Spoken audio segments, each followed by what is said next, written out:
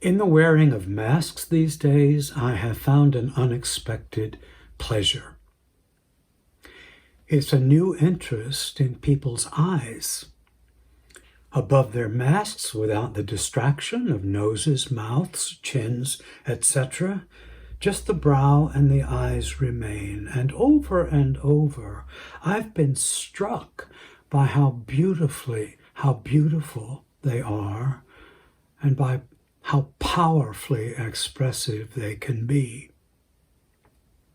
Essential workers in grocery stores and pharmacies, the nurses who came to visit my mother, the friends who stand outside my door, and strangers and others. So many pairs of eyes, and some, of course, showed fatigue and distraction, but so many were so eloquent in expressing kindness, intelligence, sense of humor, concern, sadness, empathy, delight.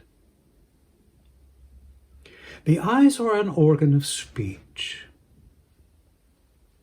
and I've been moved by the power of their eloquent expression. And so a funny thing happened to me as I began reflecting on the 10 Commandments for today's sermon. Weirdly, I began to imagine the eyes of God as the 10 Commandments were being given to Moses and to us. Have no other gods before me. Make no idols for yourselves. Don't abuse my name. Keep Sabbath. Honor your mother and father. Don't kill. Don't commit adultery. Don't bear false witness. Don't steal. Don't covet. Those are the words. But what's the look in the eyes of the one who's giving them? I must tell you that my own vision shifted back and forth. Once or twice I saw that when giving the commandments, the eyes of God were sad, filled with tears over all our killing and stealing, desecrating, spewing falsehoods. The eyes a kind of pleading. My children, please stop destroying each other, destroying my creation, destroying yourselves. And then maybe something sharper, more like fury in the eyes of God, like God has had it with our deathly ways. Cursed be your savaging of each other, and your lying to each other, and your desecrating of my world. Cursed be your robbing of the poor. No more. You already knew what is right. Now I set it in stone. Live by it or be crushed by it. Or something more hopeful. The eyes of the law-giving God filled with compassion, like a great physician come to heal our wounds and the wounds of the world.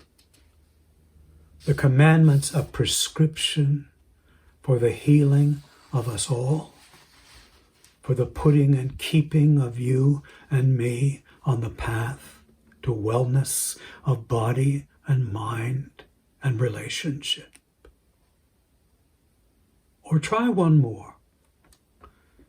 Giving the commands to Moses and to us, the eyes of God hold a gleam of joy, a kind of fierce gladness, a sovereign delight to be given to us mortals, this spectacular gift for our freedom. Because that's what God's commandments finally are. They are liberation. You remember, don't you, that the people gathered round that mountains to receive the commandments had been all their lives held slaves, and that for centuries before them their forebears were held in slavery. And now in recent weeks, God had rained down justice and set them free and has led them to this place and toward a new home and new life. But the breaking of their chains was only part one of their emancipation. It is now, in bestowing on them their new stature, their new purpose, their new relationship, that God completes their emancipation.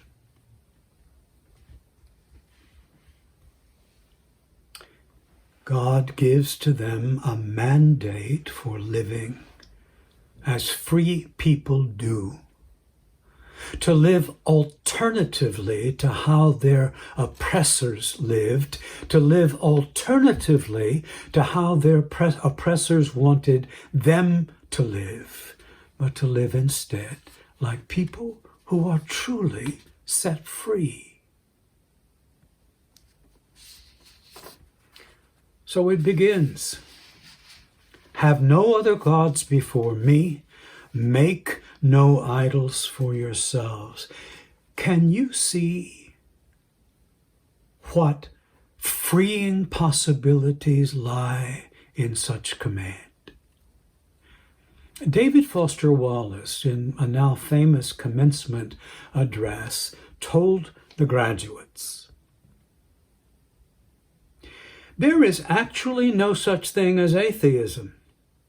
No such thing as not worshiping. Everybody worships. The only choice we get is what to worship." He went on to say the reason, if for nothing else, to worship only what he called a spiritual thing is that anything else you worship will eat you alive. If you worship money and things, you'll never have enough. Worship your body and beauty and your sexual allure. You'll always feel ugly. Worship power and you'll always want more and end up feeling weak and afraid. Worship your intellect, being seen as smart. You will end up feeling stupid, a fraud, always on the verge of being found out. Seriously, does the worship of possessions or bodies or power or intellect sound like freedom to you? Or add to the list the worship of productivity, pleasure, other people's opinion of us, or all our other little ego needs. No. No freedom there. And the adoration of these things isn't just a sign of being unfree. It is a sign of not being sane. Bowing to illusions, making big sacrifices to things that cannot satisfy or even last. But instead, to seek the source of all that is, to seek and serve the one in whose hand your little life is held, to live in reverence, to bow to nothing but eternal love. That is the foundation of a liberated life. And so with the other commandments, remember the Sabbath to keep it holy. Work your heart out for 6 days running. But one day each week, stop your work and rest. And be reminded that you matter more than anything you achieve. That the people around you matter more, and your relationship to them, and with your own body and mind and soul, and your relationship with God, these are the center of an emancipated life. And so the happy commandment, rest. It goes on. Honor your mother and your father. Life is pure gift, and these are the people who gave it to you. It is an unspeakable privilege to express your thankfulness by honoring them and caring for them as you have been cared for. No matter their imperfections, this is not just for their wholeness, it is for your own. And you shall not kill. Every person on this earth is made in the sacred image of God to be equally valued, honored, and protected. Never cheapened. Never, ever disposable. When all life is held sacred at last, the world grows beautiful. Stop the killing. Stop the conditions that lead to killing. And you shall not commit adultery. In the words of Barbara Brown Taylor on this commandment, don't mess around with marriage vows, yours or anybody else's. Show some respect for other people's commitments and for your own. And besides, to stick with one person is your best chance of growing up. And you shall not steal. If it belongs to somebody else, don't take it, and if you took it, give it back. As long as some of us claim for ourselves what rightly belongs to others, there is no hope for peace among us. And you shall not bear false witness. Lying is the rot that destroys community and relationships and nations. And a lying society invariably includes telling untruth about other groups, races, tribes, religions, and so dishonesty becomes violence. The command to tell the truth opens a door to the possibility of the healing of communities and of the soul. And you shall not covet. Or again in Barbara Brown Taylor's words, don't fondle other people's belongings in your mind as if they should be yours.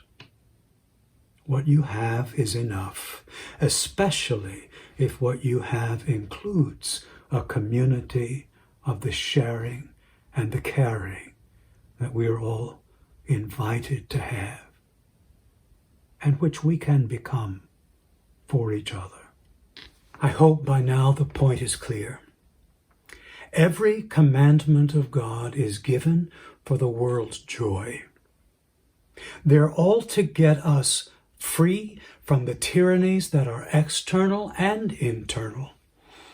The tyrannies of idolatry, violence, infidelity, dishonesty, inequity, the tyrannies even of desire.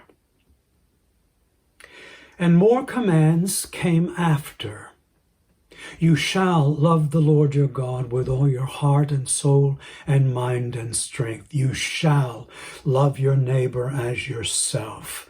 And you shall love kindness and do justice and walk humbly with your God. And on the last night of his life, Jesus saying to his friends, now I give you a new commandment. As I have loved you, so you love each other. And all of these given by the one with shining eyes who says most truly and most deeply, I command you to be free, to live in the exquisite freedom of my love for all the world. And we break the commandments. The landscape is strewn with pieces of commandments broken, and we have done our share of the breaking. But the word comes new to us every day with new invitation to get up and embrace the gift of this freedom. Let us reclaim it. Let us get up and live like people who know they are under sovereign mandate. Let's reclaim it. We, you and I, are honored, challenged, and empowered to obey. And with our own shining eyes, to call upon our people to obey love's commands. Friends, we are commanded, thank God. And in our obedience will be our liberation.